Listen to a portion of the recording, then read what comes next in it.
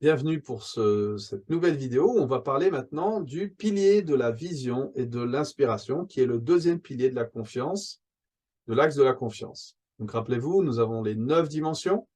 Le pilier de la vision implique la foi, l'apprentissage et le focus. Nous allons les détailler maintenant en détail chaque dimension.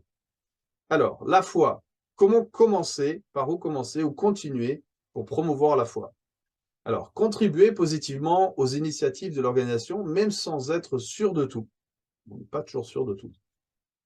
Défendre vos idées avec conviction et enthousiasme, même sans avoir tous les arguments. Ou encore, rester positif et réfléchir de manière constructive aux objectifs et aux projets de votre équipe. Et puis encore, permettre aux clients et fournisseurs de démontrer leur engagement envers l'entreprise. Donc là, je démontre de la foi. Et alors, qu'est-ce qu'il faut arrêter? Il faut éviter d'être sceptique et donc être négatif ou pessimiste avec tout ce que l'organisation communique, rejeter immédiatement les promesses qui n'ont aucune garantie ou preuve, parler en dernier dans les réunions afin de ne pas vous exposer devant les autres, ou encore être inflexible quant au mode de paiement alors que vous avez la possibilité de négocier. Voilà, quelques petits exemples, ce n'est pas exhaustif, quelques exemples pour éviter de tomber dans le scepticisme. Deuxième dimension, l'apprentissage. Donc l'apprentissage, qu'est-ce qu'il faut commencer ou continuer à faire?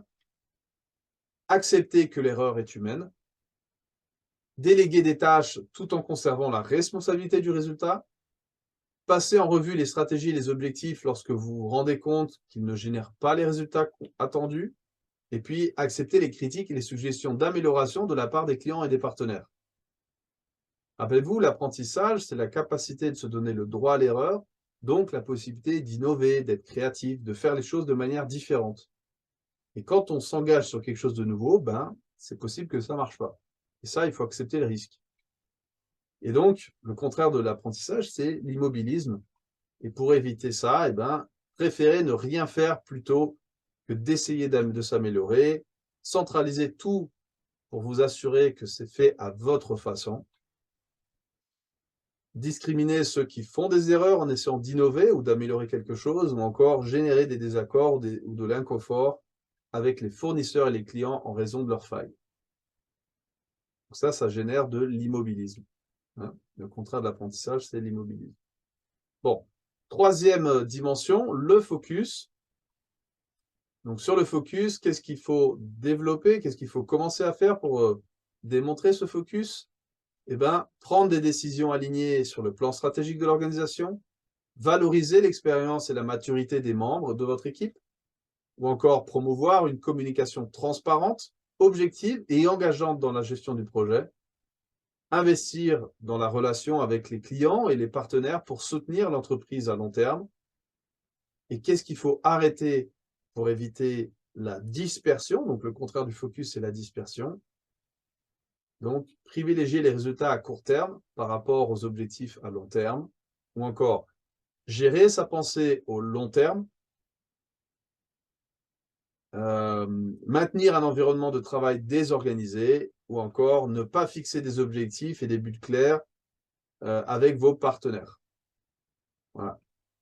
Donc là, pareil, nous avons la vision et l'inspiration avec les 3 dimensions, la foi qui nous amène à l'apprentissage et l'apprentissage nous amène au focus. Donc, plus j'ai la foi, plus je assume le risque de pouvoir faire quelque chose de nouveau.